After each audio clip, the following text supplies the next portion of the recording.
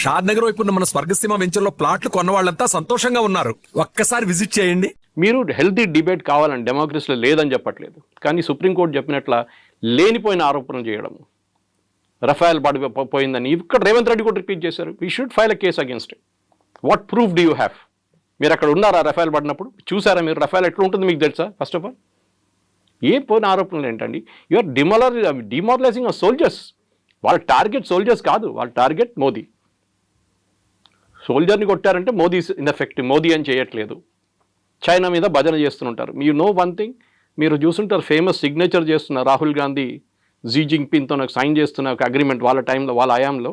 సోనియా గాంధీ వెనక నిలబడినారు, G జింగ్పిన్ standing and ఈ signing with another Chinese party official.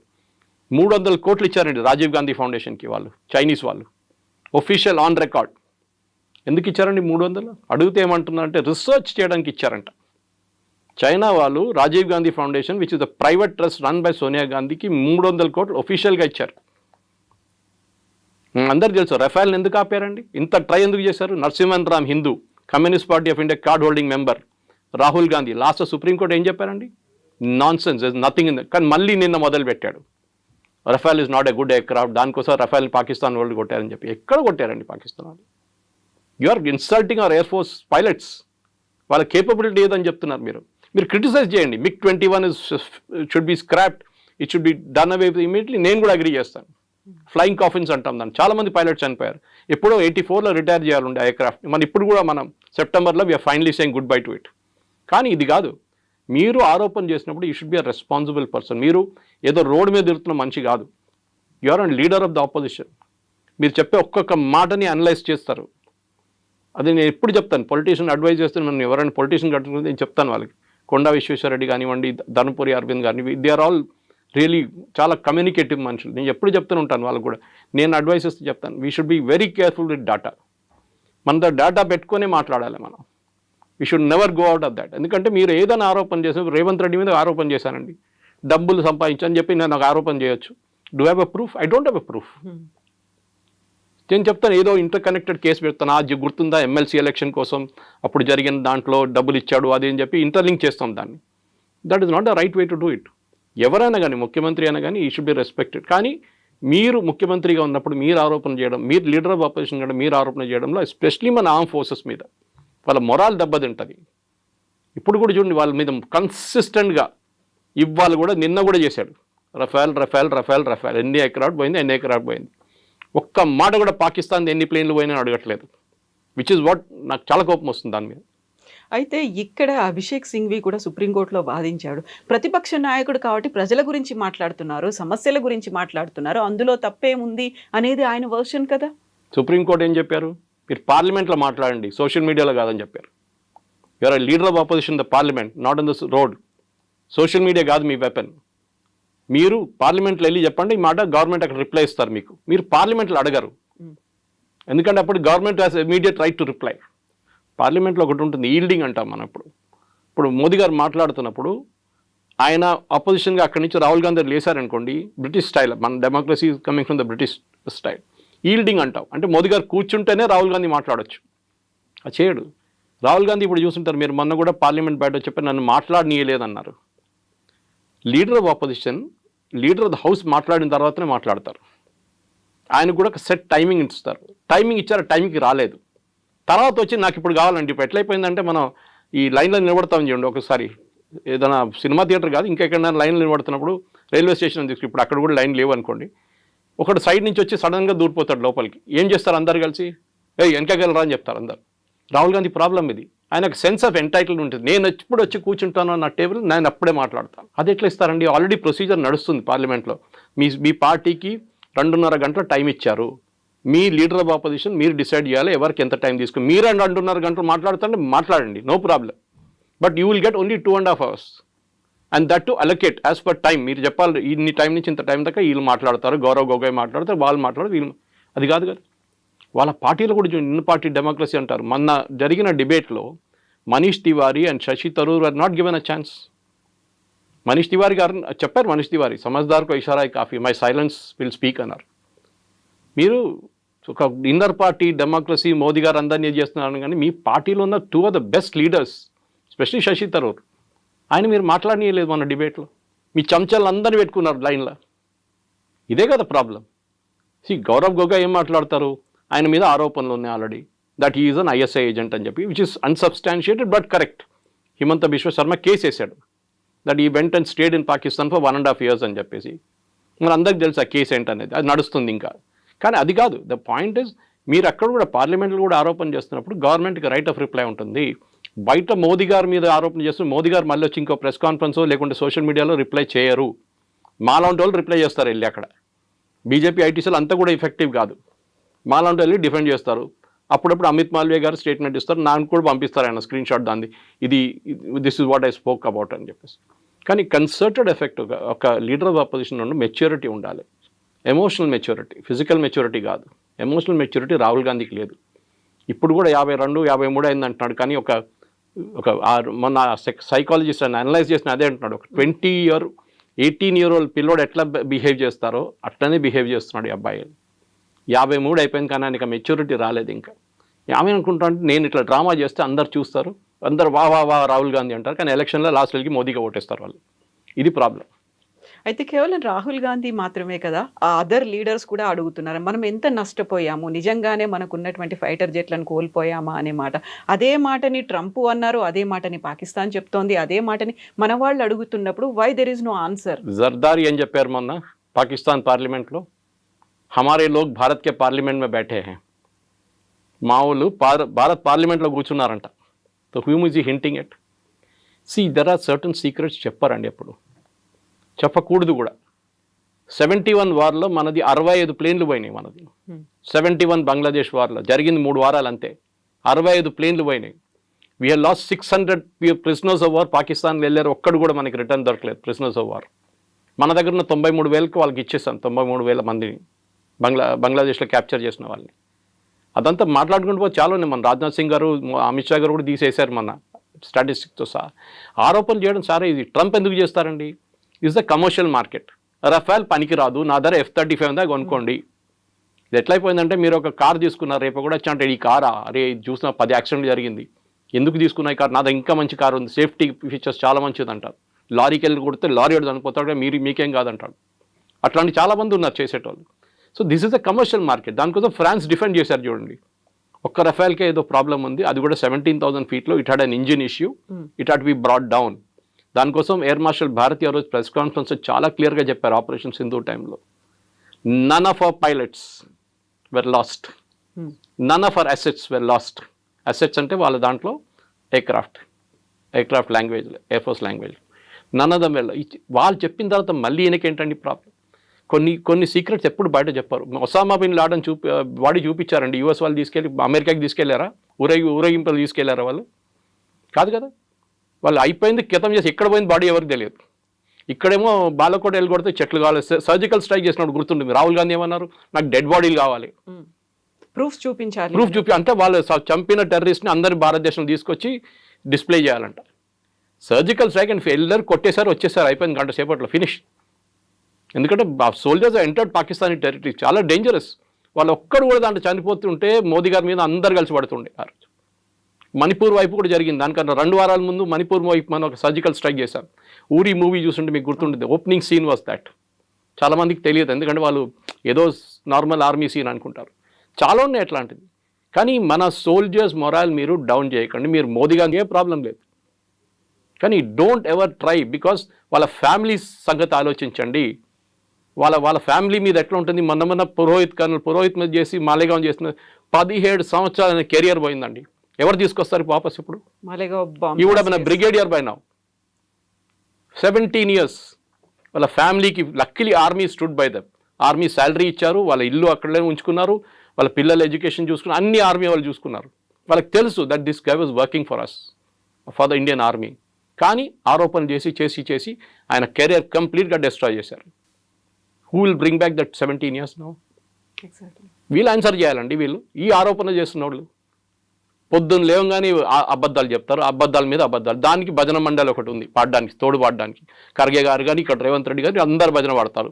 KC Venugopal, Supriya షిరాంటే, Jayaram Ramesh, Pawan Khera అందరూ ఉన్నారు ఫుల్ భజన్ మండలి.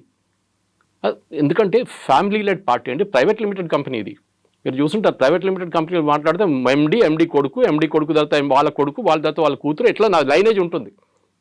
ఎవరు వ్యతిరేకంగా మీరు మాట్లాడలేరు, తీసి పడేస్తారు, కరిపాకు పడేస్తున్నట్లు మిమ్మల్ని పక్కన. ఇది కూడా అంతే. చూడండి, వాళ్ళ పార్టీలో వాళ్ళ వ్యతిరేకంగా మాట్లాడిన మనుషులు ఎక్కడన్నా ఉన్నారా? You go back to Nijalingappa and that time, నీలం సంజీవ్ రెడ్డి టైంలో ఏం జరిగింది మన అందరికీ తెలుసు. కామరాజ్ గారిని ఏం చేశారు చెప్పండి? ఈ was the tallest leader in Congress.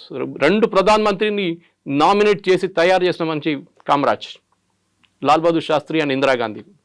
ఏం చేశారు లాస్ట్లో? ఇందిరాగాంధీ ఆయన తీసి పక్కన పడేశారు. ఆయన కాకుండా ఆయనే ప్రధానమంత్రి అయిపోతుండే ఈజీగా. But he didn't.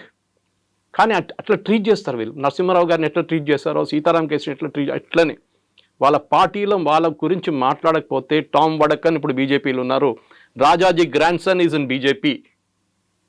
మీకెందుకు? మీ all the tallest leaders in Congress from Uttar Pradesh, Rita Bahuguna is in BJP.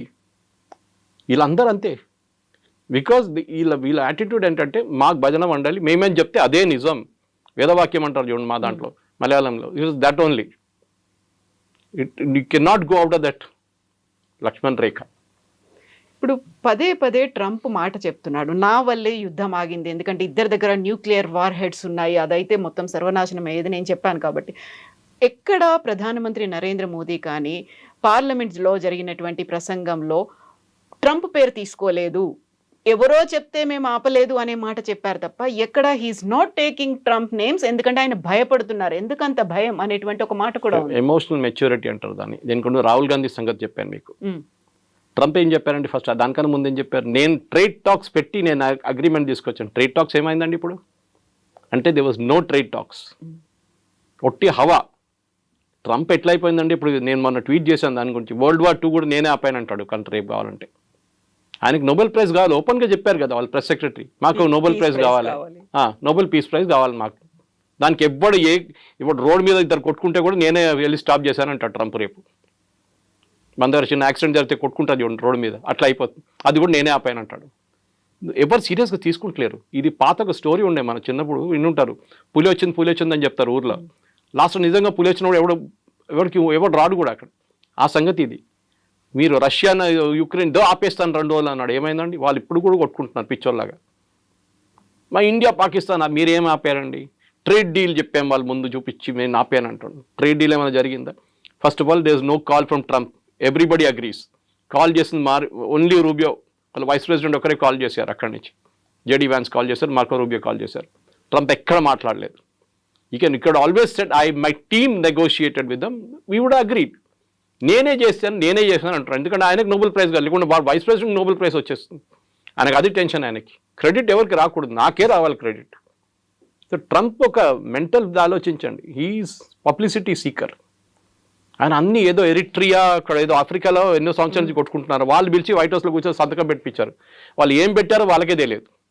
వాళ్ళు అన్నారంట తర్వాత, ఏం పెట్టి మాకు తెలియదు, పిలిచాడు సంతకం పెట్టమని మేము పెట్టాము. మళ్ళీ నెక్స్ట్ డే వెళ్ళి మళ్ళీ కొట్టుకుంటున్నారు అక్కడ. మళ్ళీ ఏం పీస్ అండి ఇది?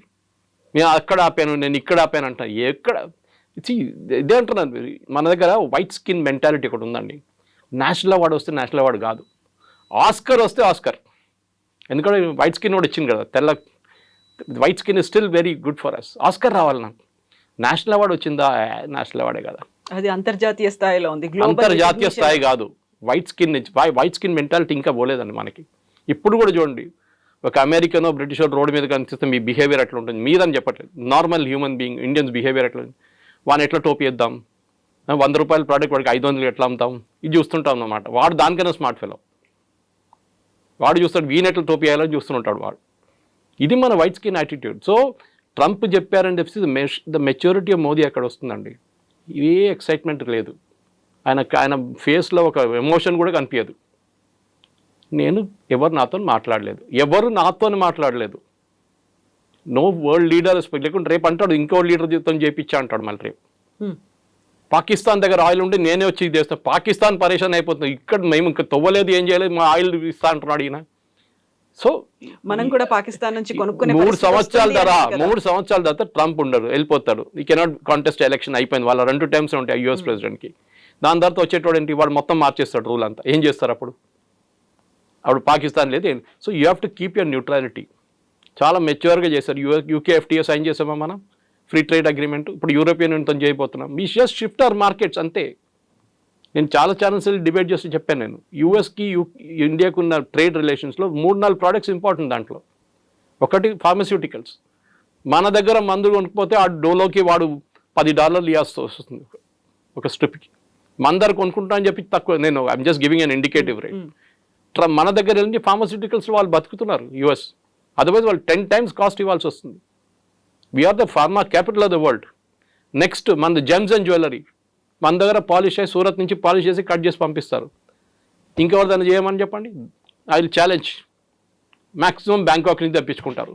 అక్కడ వాళ్ళ దగ్గర న్యాచురల్ స్టోన్స్ ఉండవు, ఆర్టిఫిషియల్ స్టోన్స్ ఉంటాయి. ఎక్కడ తెప్పించుకుంటారు మీరు? కొనాల్సినోడు మీరు బంగారం 50,000 రూపాయలు ఉన్నప్పుడు కూడా కొన్నారా? బంగారం కొన్నారా? నేను పెళ్లి చేసుకున్నప్పుడు 15,000 ఉండే అప్పుడు 91. Now what is it? Close to 1 lakh rupees. మా దాంట్లో తొల అంటారు, మీ దాంట్లో తొల, అక్కడ తొల అంటే మా దాంట్లో 8 grams మా దాంట్లో క్యాల్కులేషన్. ఇప్పుడు యావరేజ్ ప్రైస్ పెట్టుకుంది 1 lakh అయిందండి. 15,000 కూడా బంగారం కొన్నామా? 1 lakhలో మీరు ఏదైనా మలబార్ గోల్డ్ లేకుంటే జాయ్ లుకాస్ లేకుంటే ఇక్కడ వెళ్ళి తిరగండి ఒకసారి. మన సూపర్ మార్కెట్ కన్నా ఎక్కువ రష్ అక్కడ ఉంటుంది. ఎవరు ఆపరండి కొనడం అది. So they will buy what ever rate Americans will buy. వాళ్ళకి ఎక్కడ ఉండదు. ఇప్పుడు చూడండి మొన్న కార్ సేల్స్ గురించి చెప్తున్నారు. Ford company first time it is reported losses. ఎందుకంటే వాళ్ళు చిన్న చిన్న ప్రోడక్ట్స్ వాళ్ళు తయారు చేయలేరు. They have to buy from China or India or Mexico or Canada. అమెరికాలో ప్రాబ్లం. నేను ఇప్పుడు ఒక ఎగ్జాంపుల్ ఇస్తాను. అమెరికా వైట్ హస్ ఫెయిల్డ్ అనేది, మీ ఇంటికి ప్లంబర్ వస్తాడు ట్యాప్ ఫిక్స్ చేయడానికి. ఒక ఇండియన్ ఈక్వలెంట్ తీసుకుంటాను, అమెరికన్ ఈక్వలెంట్ తీసుకోను. ట్యాప్ కాస్ట్ 250 రూపాయలు. ఫిక్స్ చేసేటోడు 500 తీసుకుంటాడు. You're out. మార్కెట్ అవుట్ అయిపోయింది. That is what happens in America. అమెరికాలో వాడు ఇంకేం చేయడు. మన దగ్గర ఏం చేస్తాం? మనం చాలా స్మార్ట్. మనం వచ్చినప్పుడు ఆ గడ్డ పోయింది ఒకసారి చూసుకో, ఇది కొంచెం లీక్ అవుతుంది చూసుకో, అక్కడ పోయింది చూసుకో అని చెప్పి అంత 10 పనులు చేయించుకుంటాం 500కి. అక్కడ చేయలేరు. వాడు వచ్చిన పని చేసి వెళ్ళిపోతాడు. So you are out price from the market. అదే యాపిల్ వాళ్ళు చెప్తున్నారు కదా, ఇదే ఫోన్ మీరు ఇండియా మీద 100% డ్యూటీ వేయండి, అప్పుడు కూడా still cheaper than making it in US. వాళ్ళ పర్ $1 వేజ్ మీకు తెలుసు ఎంత హై ఉంటుందని. వాళ్ళ కాస్ట్ ఆఫ్ లివింగ్ హై ఉంది. మన దగ్గర శ్రీపెరమదూర్లో ఈజీగా చేయించుకుంటారు దానికన్నా చాలా తక్కువ రేట్లో. This is America has become totally out priced of the market. వాళ్ళ స్టీల్ కొనలేము, వాళ్ళ కాపర్ కొనలేము. నేను చెప్తున్నాను కదా, మోదీ గారు ఏం చేయాలంటే 0% ఇచ్చేసేయండి, except for dairy products and agriculture and of course చిన్న చిన్న కొన్ని ఉంటాయి, అది మనం చేయలేము. స్పెషల్ డైరీ ఎందుకు మనం అబ్జెక్ట్ చేస్తున్నాం? అమెరికా నుంచి ఇంపోర్ట్ ఎందుకు అబ్జెక్ట్ చేస్తున్నాం అంటే వాళ్ళ ఆవులకి మీట్ పెడతారు, మన ఇక్కడ గడ్డి ఇస్తాం వాళ్ళకి, వాళ్ళు మీట్ ఇస్తారు, మీట్ ప్రొడక్ట్స్ ఇస్తారు తినడానికి. అది వీ విల్ నాట్ యాక్సెప్ట్. ఎందుకంటే మన ఆవుకి గడ్డి అది మీట్ పెట్టి బీఫ్ పెట్టి దానికి తిండి ఇచ్చిన తర్వాత ఆ పాలు మనం వాడం. So we're very clear, we will not use it. Because మిగతా స్టేట్ నుంచి మనకు పాలు వస్తుంది కదా, మిగతా కంట్రీస్ నుంచి చాలా కంట్రీస్ నుంచి వస్తుంది. అది మనం ఎందుకు తీసుకుంటున్నాం ఇప్పుడు కూడా? We're self sufficient. మనోడు ఎవరు కొన్నాడు? పిచ్చోడు కొంటాడు అక్కడ వెళ్ళి అంత డబ్బులు పెట్టి కొనడానికి. మన దగ్గర పాలు వస్తున్నాయి, అన్ని డైరీలు ఉన్నాయి ఇక్కడ. Next agriculture. మీరు ఇక్కడ నుంచి ఇప్పుడు వాళ్ళు చూసాను బాస్మతి సేల్స్, నేను అనుకున్న US top, US 6th position ఉంది బాస్మతి సేల్స్ మన దగ్గర నుంచి. So we have no threat except agriculture. MSME, third sector was MSME. మన ఎంఎస్ఎంఈ అంటే చిన్న చిన్న కార్ఖానాలు. మీరు ఫతేనగర్ వెళ్ళండి, బాల్నగర్ వెళ్ళండి, వెల్డింగ్ షాపులు, ఈ లేత్ షాపులు, ఇట్లాంటి చిన్న చిన్న కార్ఖానాలు ఉంటాయి. We have to protect them. 50 కోట్లు 10 కోట్లు 20 కోట్లు టర్న్ ఓవర్ చేసిన కంపెనీలు వాళ్ళు ప్రొటెక్ట్ లేకుండా యూఎస్ వచ్చి మొత్తం మార్కెట్ మటాష్ చేసి పడేస్తారు. ఎందుకంటే వాళ్ళ దగ్గర సబ్సిడీ ఉంటుంది, గవర్నమెంట్ వాళ్ళకి చాలా సబ్సిడీ ఇస్తారు, దాన్ని మన మీద వచ్చి వేసేస్తారు. అగ్రికల్చర్ కూడా హెవీ సబ్సిడీ దగ్గర మనం కూడా ఇస్తాం, లేదని చెప్పట్లేదు. But it's a bigger picture. Modi గారు చేస్తున్న మీరు అడిగిన ప్రశ్నకి మెచ్యూరిటీ చూడండి, పార్లమెంట్లో రిప్లై చేస్తున్నారు. అక్కడ లేని ఇక్కడ లేని. ఎందుకంటే రేపు your friend my enemies my friend అంటాం. రేపు మనం మళ్ళీ చేయగలపాల్సి వస్తుంది. ఒక రోజు ట్రంప్ దిగొస్తాడు కిందికి, ఆ రోజు గుర్తుపెట్టుకుంటాడు, నేను అది తిట్టాను చూడ, నన్ను ఇట్లా తిట్టావాను ఆ రోజు అని చెప్తాడు. అప్పుడు మేమేం తిట్టలేదండి, మీరే తిట్టారు నన్ను. We are very careful to you, we didn't mention your name anywhere. మీ పేరు ఎక్కడ చెప్పలేదు, మేము చాలా మెచ్యూర్గా బిహేవ్ చేశాం. అది that is the political maturity of a leader. Versus Rahul Gandhi Chinese వాళ్ళు వచ్చి మన సోల్జర్స్ని కొట్టారని చెప్పి డిఫరెన్స్ అక్కడ వస్తుంది అన్నమాట. Yes sir, thank you so much sir. Thank you very much. Thank you. నిజంగా ప్రస్తుతం ఉన్నటువంటి సమాజం దేనికి ప్రయారిటీ ఇస్తుంది? ఆర్థిక సంబంధాల చుట్టూ మాత్రమే తిరుగుతోంది. మళ్ళీ ఎన్నికలంగానే చాలా విరక్తి కలుగుతాను. మంచి అనిపిస్తుంది కదా, లేడీస్ కూడా ఛాలెంజింగ్ జాబ్స్ చేసినప్పుడు చాలా బాగుంటది. ట్రాఫిక్ అసిస్టెంట్స్ గా నియమించిన ట్రాన్స్జెండర్స్ అందరితో సాల్యూట్ చేయించుకుంటున్నారు. ఫుడ్ డెలివరీ ఇవ్వటానికి వెళ్ళినటువంటి డెలివరీ బాయ్ అనిల్ పై కళ్ళ ముందు పెళ్ళండి కొట్టి